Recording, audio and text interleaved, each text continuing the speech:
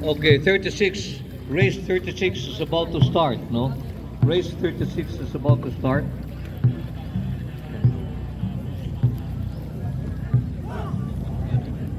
'36 is about to start. Ang atong mga participants to sa starting line. They're being coached. Kinahanglan dito sa starting line, guys, what's keeping them is kinahanglan na straight ang linya para fair ang ilang pagsugod. So mo nga madunggan ninyo doon na ipabante, doon na ipaatras, because it has to be straight para fair game, no? Walay nakabintaha, walay nabintahaan, no? Okay, we're about to start, no?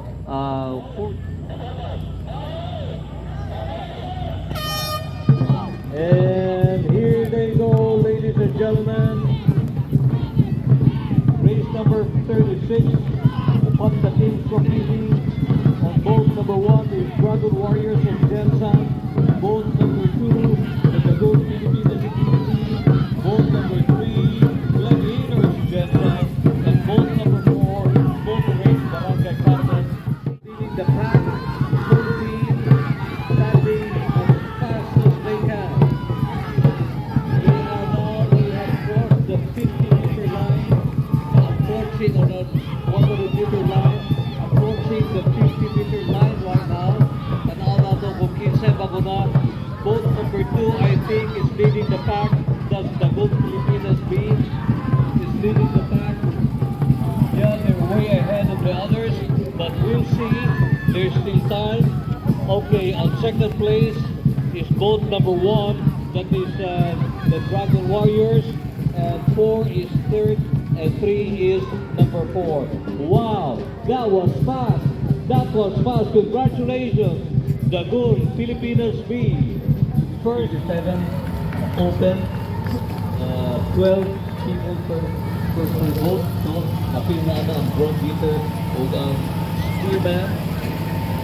We have the Sama Kids, Sama Dragons, Team Bakunawa of Iligan City, and Team Bakukang of Iligan City. So doon ni kalugara mag-compete karon, Samal and Iligan, no? Samal is from Samal Island. It's a city of Davao, no?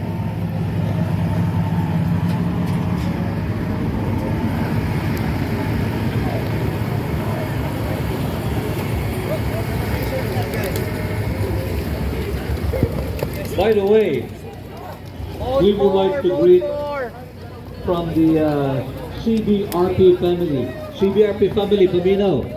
CBRP family, maybe let's sing together for Dulce Amor Yanez. Happy birthday to you. Happy birthday, Dulce Amor Yanez. Happy birthday. And Happy New Year. It's the start of your new year. Okay, would like to call the attention of participants of race number 38. Please be on the waiting area for the checking. Team Olihan, the Riverboat Paddlers, Golden City Paddlers, the Philippine Dragon Warriors. Be on the loading area for the checking. Okay. Meantime, on Sama Kids, Sama Dragons, and Team Bakunawa, Team Bakukang are getting ready. They are next on the line. That will be correct for the training song.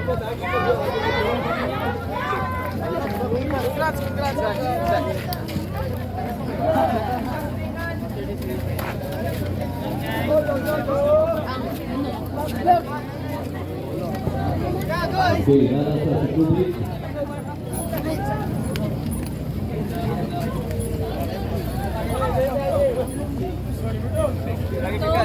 Tupik. Tuwa na sila sa starting line. After they get to the starting line, the next thing is i-adjust ang ilang position. Okay, dili na ito mapunggan din yung tubig, dili man steady ang itong mga sakayan. They float, so it's a little tricky how to get them aligned, all of them, how to get all of them aligned. Again, muna tayo mga accessories for sale dito sa top secretariat. We have wooden paddles, carbon paddles, paddle case, Mag-ibang na mga accessory para i-unit ng school.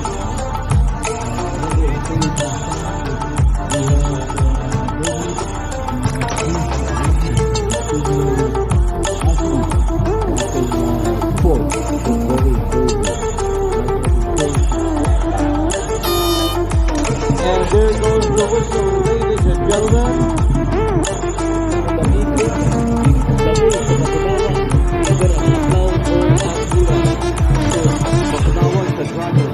Okay, they have crossed the 100-meter line.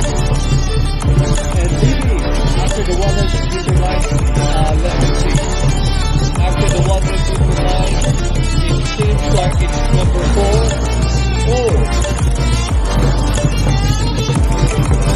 Number 4 is leading the pack. Number 3 is catching up. Number 2 is catching up. All of them, it's practically a photo finish for this 14 about to cross the finish line. Who's going to make it first?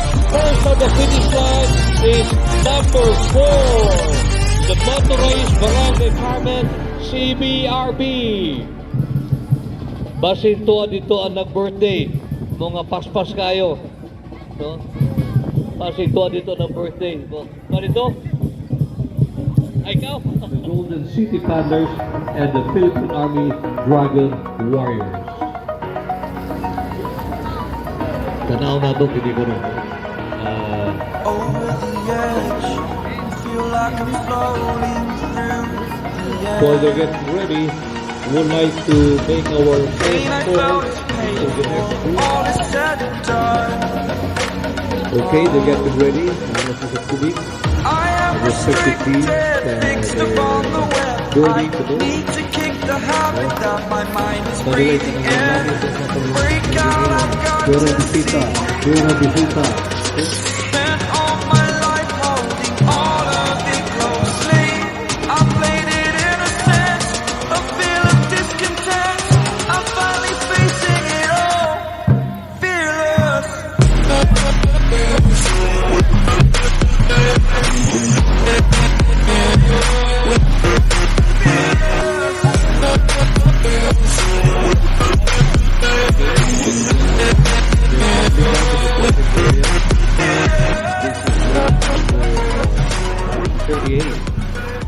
Race number 38. And here they go, ladies and gentlemen. Race number 38.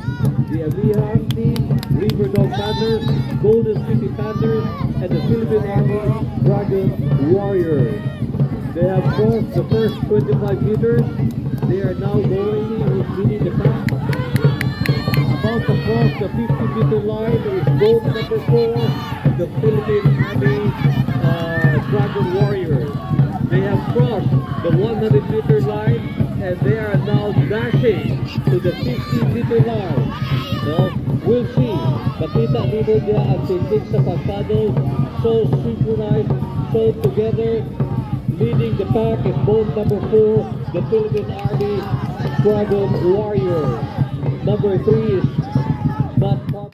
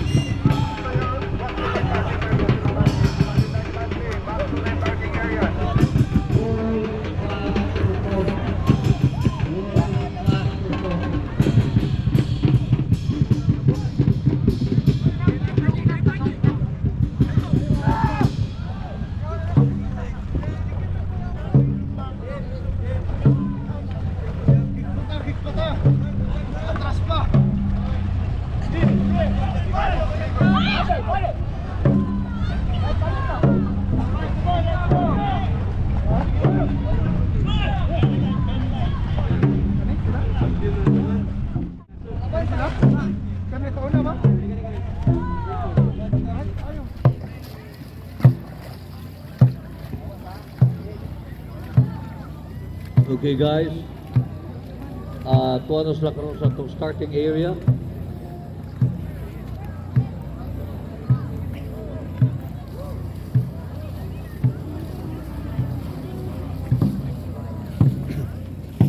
After this, hindi na magsugod na ng excitement because we're about to start the mixed races. More na yung mga races wherein ang katong lidawg sa itong elimination will be competing against each other.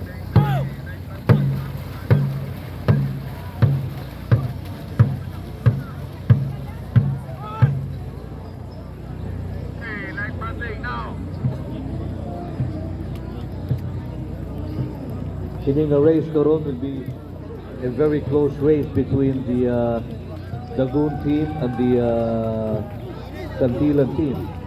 It was a very close competition we had between these two teams yesterday. So we'd like to find out karon kung kinsa.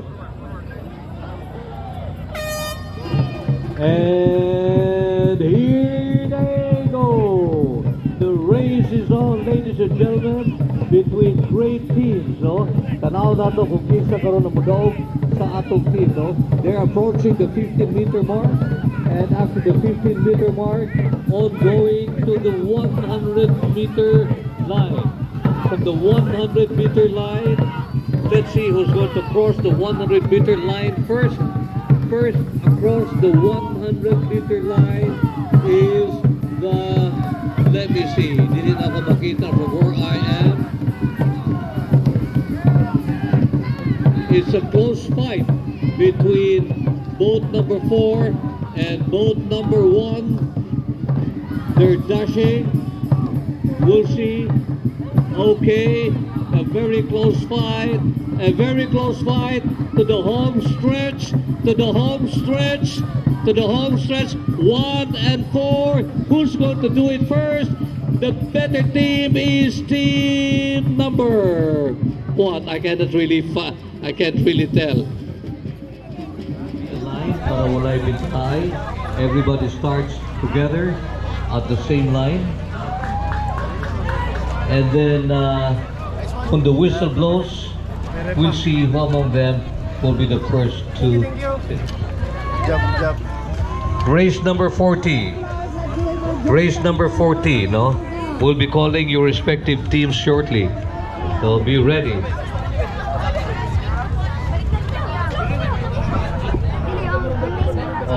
For race number 40, we'd like to call the attention of Team Firefly, the Firefly CDRB, and the Gladiators Jensen, Penfor, and the Lipugat team. That will be the next race number 40.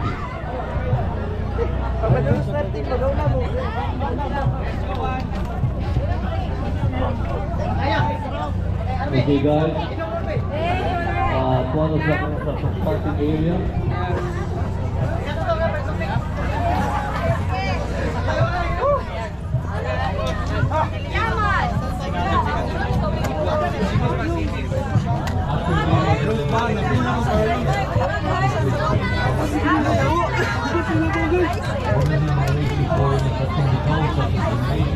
Will be competing against each other.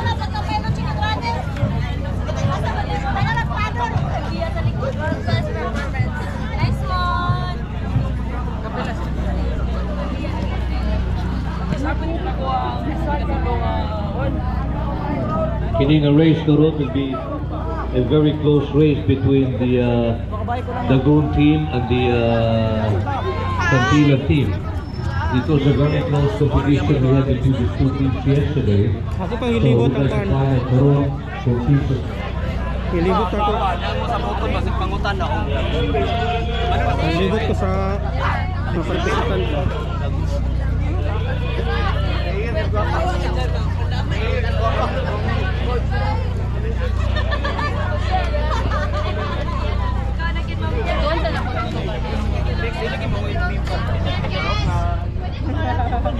Okay, what are the information for the teams, no? Ano sa karoon sa itong starting area? Starting line?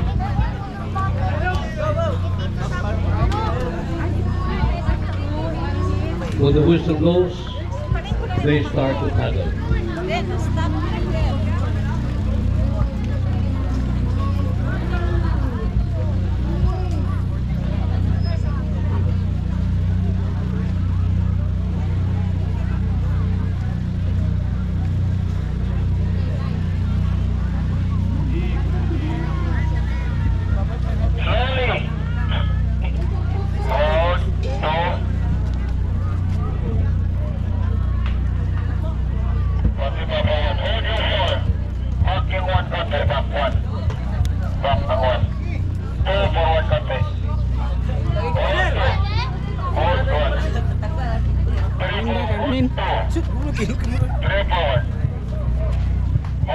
Wala pa day mo?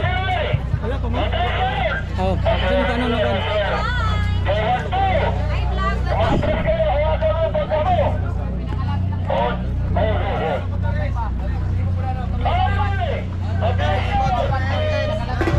And here they go. The race is on, ladies and gentlemen, between great teams. They are approaching the 50-meter mark, and after the 50-meter mark, all going to the 100-meter line. On the 100-meter line, Anthony will go to front the 100-meter line first. Over the 100-meter line is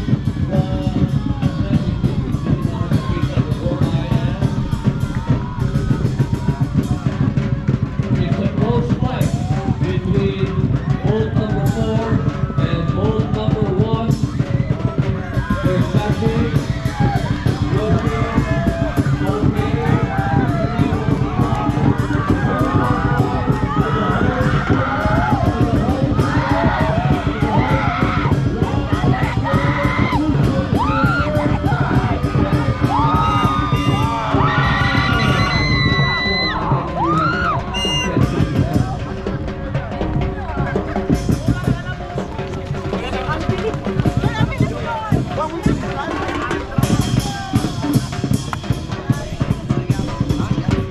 happy you're around.